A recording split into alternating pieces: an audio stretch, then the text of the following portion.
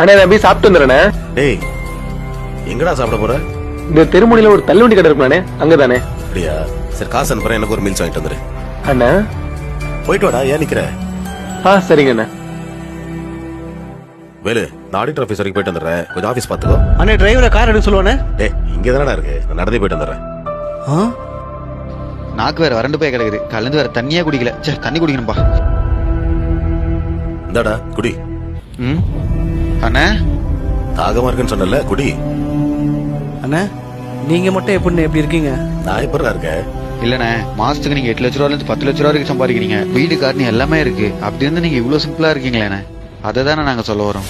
டேய் ஒருத்தங்களோட கேரக்டர் அவங்க வச்சிருக்க பணத்துல இல்லடா, அவங்களுக்குள்ள இருக்கிற குணத்துலதான் இருக்கு.